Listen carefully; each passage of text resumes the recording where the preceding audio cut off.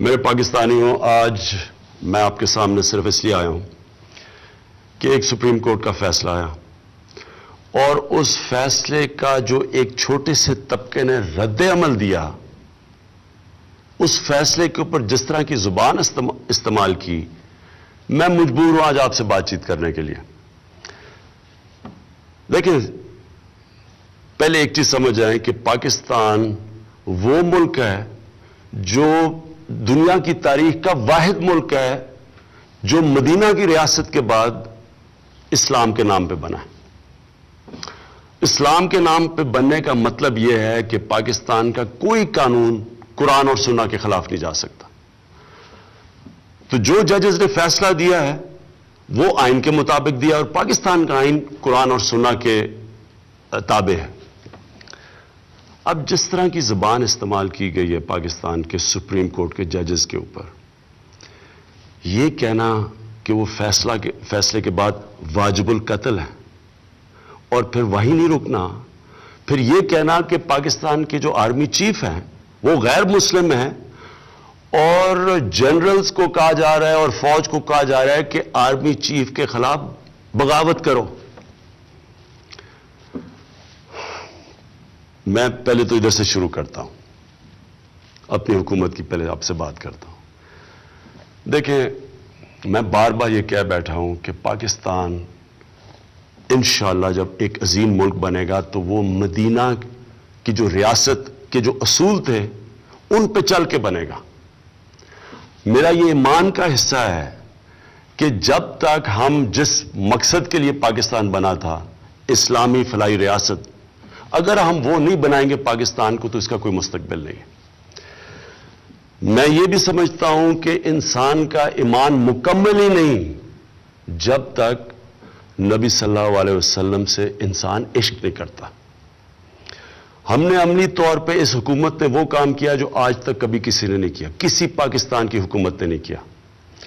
جب ہالینڈ کے اندر وہ جو ڈچ پارلیمنٹیرین تھا، اس نے ہمارے نبی صلی اللہ علیہ وسلم کی شان میں گستاخی کی اور وہ خاکے نکالے، تو واحد مسلمان دنیا میں ہمارا ملک تھا جس نے ان سے کمپلین کیا، فارن منسٹر سے بات کی، ان کے ایمبیسڈر سے بات کی، اور یہ پہلی دفعہ ہوا ہے کہ انہوں نے اس ڈچ پارلیمنٹیرین سے خاکے وڈرا کروائے، وہ واپس ہٹے۔ یہ کبھی پہلے نہیں ہوا۔ پھر واحد پاکستان پہلی دفعہ ہم نے OIC جو مسلمان ممالک کا جو آرگنائزیشن ہے، اس پہ جا کے ہم نے ایشو اٹھایا، اور یونائٹڈ نیشنز میں ہمارے فارن منسٹر نے پہلی دفعہ یونائٹڈ نیشن میں ایشو اٹھایا۔ اس کا نتیجہ کیا ہوا کہ European court of human rights اس نے پہلی دفعہ فیصلہ کیا کہ نبی صلی اللہ علیہ وسلم کی شان میں گستاخی کرنا آزادی رائے میں نہیں آتا۔ یہ پہلی دفعہ ہوا ہے۔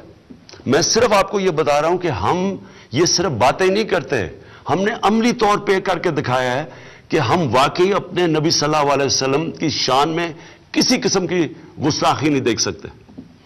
لہٰذا جو یہ زبان استعمال کی گئی ہے، میں یہ سوال پوچھنا چاہتا ہوں، کون سی حکومت چل سکتی ہے جدھر کوئی آدمی کھڑا ہو کے کہے کہ ججز کو بھی قتل کر دو اور کہے آرمی چیف کے خلاف بھی بغاوت کر دو، لوگوں کو بھی سڑکوں پہ نکالے، سڑکیں بھی بند کر دے، جس میں ایک حکومت کا کیا قصور ہے اس میں؟ تو کون سی حکومت چل سکتی ہے ایسے؟ کون سا ملک چل سکتا ہے؟ آگے ہم اتنے مشکل معاشی بحران سے نکل رہے ہیں۔ میں اور میری جو کیبنٹ ہے، میں آپ کو یہ بتاؤں کہ ہم نے ایک دن کی ابھی تک چھٹی نہیں لی۔ ہم مسلسل لگے ہوئے ہیں کوشش کرنے کہ اپنی قوم کو نکالیں، اپنا جو اس ملک میں پسا ہوا غریب آدمی ہے اس کے لیے حالات بہتر کریں۔ جو ہم دنیا سے، باقی دوست ممالک سے بات چیت کر رہے ہیں کہ یہاں سرمایہ کاری کرو آ کے، اس کا مقصد ہی یہ ہے کہ یہاں بے روزگاری کم ہو یا غربت کم ہو۔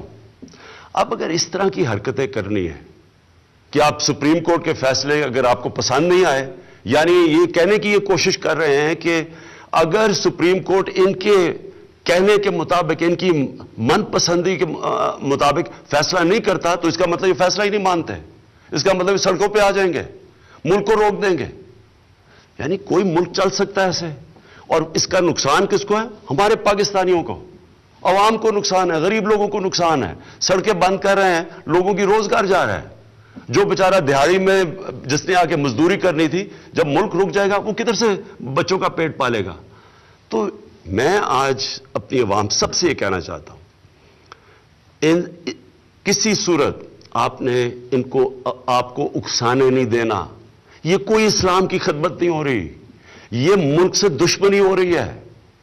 یہ ملک دشمن عناصر اس طرح کی باتیں کرتے ہیں کہ ججز کو قتل کر دو اور فوج میں بغاوت ہو جائے۔ یہ فوج نے ہمیں ایک بڑی مشکل جو جنگ تھی، دہشت گردی کی جنگ سے ہمیں نکالا ہے۔ انہوں نے قربانیاں دی ہوئی ہیں۔ آپ جب کہیں گے کہ فوج آرمی چیف کے خلاف، اور جھوٹ بول کے کہ وہ مسلمان نہیں ہیں آرمی چیف، ان کے اوپر اکسائیں گے، نقصان کس کا ہے؟ فائدہ کس کا ہے؟ پاکستان کے دشمنوں کا ہے۔ تو میں آج آپ سب سے، اپنی عوام سے اپیل کر رہا ہوں، اپنے ملک کی خاطر جو یہ اپنی سیاست چمکانے کے لیے آپ کو اکسا رہے ہیں، آپ نے ان کی باتوں میں نہیں آنا۔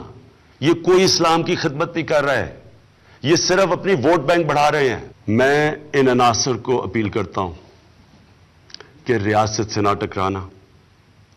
میں آپ کو یہ اپیل کرتا ہوں کہ اس ملک کی خاطر جو کہ مشکل برات سے نکل رہا ہے، اور اللہ کا شکر ہے آگے اچھا وقت آ رہا ہے، آپ اپنی سیاست چمکانے کے لیے، اپنے ووٹ بینک کے لیے اس ملک کو نقصان نہ پہنچائیں۔ اگر آپ یہ کریں گے، میں آپ کو یہ واضح کر دوں کہ ریاست اپنی ذمہ داری پوری کرے گی، لوگوں کی پراپرٹیز، لوگوں کی جان اور مال کی حفاظت کرے گی۔ ہم کوئی توڑ پھوڑ نہیں ہونے دیں گے، ہم کوئی ٹریفک نہیں رکنے دیں گے۔ میں آپ کو اپیل کرتا ہوں کہ ریاست کو ادھر تک نہ لے کے جائیں۔ آج میں آپ کے سامنے صرف اس لیے آیا ہوں کہ ایک سپریم کورٹ کا فیصلہ آیا، اور اس فیصلے کا جو ایک چھوٹے سے طبقے نے رد عمل دیا، اس فیصلے کے اوپر جس طرح کی زبان استعمال کی، میں مجبور ہوں آج آپ سے بات چیت کرنے کے لیے۔ دیکھیں، پہلے ایک چیز سمجھ آئیں کہ پاکستان وہ ملک ہے جو دنیا کی تاریخ کا واحد ملک ہے جو مدینہ کی ریاست کے بعد اسلام کے نام پہ بنا ہے۔ اسلام کے نام پہ بننے کا مطلب یہ ہے کہ پاکستان کا کوئی قانون قرآن اور سنہ کے خلاف نہیں جا سکتا۔ تو جو ججز نے فیصلہ دیا ہے وہ آئین کے مطابق دیا، اور پاکستان کا آئین قرآن اور سنہ کے تابع ہے۔ اب جس طرح کی زبان استعمال کی گئی ہے پاکستان کے سپریم کورٹ کے ججز کے اوپر، یہ کہنا کہ وہ فیصلے کے بعد واجب القتل ہے، اور پھر وہی نہیں رکنا، پھر یہ کہنا کہ پاکستان کے جو آرمی چیف ہیں وہ غیر مسلم ہیں، اور جنرلز کو کہا جا رہا ہے اور فوج کو کہا جا رہا ہے کہ آرمی چیف کے خلاف بغاوت کرو۔ میں پہلے تو ادھر سے شروع کرتا ہوں، اپنی حکومت کی پہلے آپ سے بات کرتا ہوں۔ دیکھیں، میں بار بار یہ کہہ بیٹھا ہوں کہ پاکستان انشاءاللہ جب ایک عظیم ملک بنے گا تو وہ مدینہ کی جو ریاست کے جو اصول تھے ان پہ چل کے بنے گا۔ میرا یہ ایمان کا حصہ ہے کہ جب تک ہم جس مقصد کے لیے پاکستان بنا تھا، اسلامی فلاحی ریاست، اگر ہم وہ نہیں بنائیں گے پاکستان کو تو اس کا کوئی مستقبل نہیں ہے۔ میں یہ بھی سمجھتا ہوں کہ انسان کا ایمان مکمل ہی نہیں جب تک نبی صلی اللہ علیہ وسلم سے انسان عشق نہیں کرتا۔ ہم نے عملی طور پہ اس حکومت نے وہ کام کیا جو آج تک کبھی کسی نے نہیں کیا، کسی پاکستان کی حکومت نے نہیں کیا۔ جب ہالینڈ کے اندر وہ جو ڈچ پارلیمنٹیرین تھا، اس نے ہمارے نبی صلی اللہ علیہ وسلم کی شان میں گستاخی کی اور وہ خاکے نکالے، تو واحد مسلمان دنیا میں ہمارا ملک تھا جس نے ان سے کمپلین کیا، فارن منسٹر سے بات کی، ان کے ایمبیسڈر سے بات کی، اور یہ پہلی دفعہ ہوا ہے کہ انہوں نے اس ڈچ پارلیمنٹیرین سے خاکے وڈرا کروائے، وہ واپس ہٹے۔ یہ کبھی پہلے نہیں ہوا۔ پھر واحد پاکستان پہلی دفعہ ہم نے OIC جو مسلمان ممالک کا جو آرگنائزیشن ہے، اس پہ جا کے ہم نے ایشو اٹھایا، اور یونائٹڈ نیشنز میں ہمارے فورن منسٹر نے پہلی دفعہ یونائٹڈ نیشن میں ایشو اٹھایا.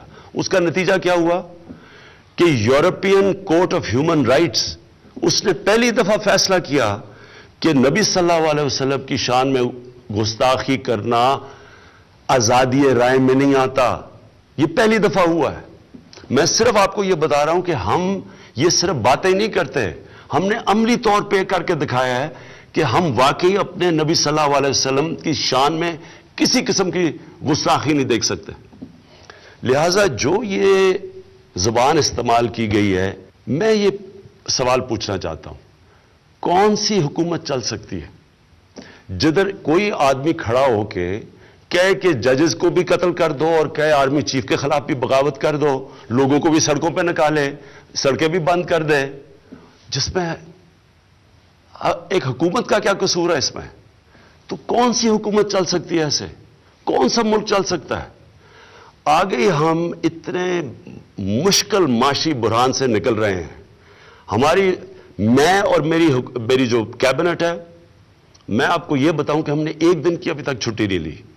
ہم مسلسل لگے ہوئے ہیں کوشش کرنے کہ اپنی قوم کو نکالیں, اپنا جو اس ملک میں پسا ہوا غریب آدمی ہے اس کے لیے حالات بہتر کریں. جو ہم دنیا سے, باقی دوست ممالک سے بات چیت کر رہے ہیں کہ یہاں سرمایہ کاری کرو آ کے, اس کا مقصد ہی یہ ہے کہ یہاں بے روزگاری کم ہو یا غربت کم ہو. اب اگر اس طرح کی حرکتیں کرنی ہے کہ آپ سپریم کورٹ کے فیصلے اگر آپ کو پسند نہیں آئے, یعنی یہ کہنے کی یہ کوشش کر رہے ہیں کہ اگر سپریم کورٹ ان کے کہنے کے مطابق, ان کی من پسندی کے مطابق فیصلہ نہیں کرتا تو اس کا مطلب یہ فیصلہ ہی نہیں مانتے, اس کا مطلب سڑکوں پہ آ جائیں گے, ملک کو روک دیں گے. یعنی کوئی ملک چل سکتا ہے ایسے؟ اور اس کا نقصان کس کو ہے؟ ہمارے پاکستانیوں کو, عوام کو نقصان ہے, غریب لوگوں کو نقصان ہے. سڑکیں بند کر رہے ہیں, لوگوں کی روزگار جا رہا ہے. جو بیچارہ دیہاڑی میں جس نے آ کے مزدوری کرنی تھی, جب ملک رک جائے گا وہ کدھر سے بچوں کا پیٹ پالے گا؟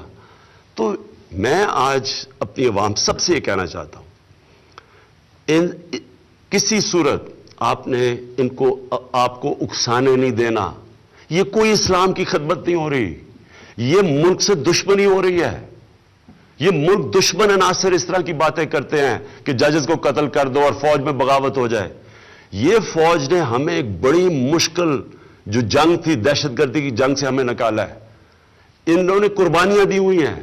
آپ جب کہیں گے کہ فوج آرمی چیف کے خلاف, اور جھوٹ بول کے کہ وہ مسلمان نہیں ہیں آرمی چیف, ان کے اوپر اکسائیں گے, نقصان کس کا ہے؟ فائدہ کس کا ہے؟ پاکستان کے دشمنوں کا ہے. تو میں آج آپ سب سے, اپنی عوام سے اپیل کر رہا ہوں, اپنے ملک کی خاطر جو یہ اپنی سیاست چمکانے کے لیے آپ کو اکسا رہے ہیں, آپ نے ان کی باتوں میں نہیں آنا. یہ کوئی اسلام کی خدمت نہیں کر رہا ہے, یہ صرف اپنی ووٹ بینک بڑھا رہے ہیں. میں ان عناصر کو اپیل کرتا ہوں کہ ریاست سے نہ ٹکرانا. میں آپ کو یہ اپیل کرتا ہوں کہ اس ملک کی خاطر جو کہ مشکل برات سے نکل رہا ہے, اور اللہ کا شکر ہے آگے اچھا وقت آ رہا ہے, آپ اپنی سیاست چمکانے کے لیے, اپنے ووٹ بینک کے لیے اس ملک کو نقصان نہ پہنچائیں. اگر آپ یہ کریں گے, میں آپ کو یہ واضح کر دوں کہ ریاست اپنی ذمہ داری پوری کرے گی. لوگوں کی پراپرٹیز, لوگوں کی جان اور مال کی حفاظت کرے گی. ہم کوئی توڑ پھوڑ نہیں ہونے دیں گے, ہم کوئی ٹریفک نہیں رکنے دیں گے.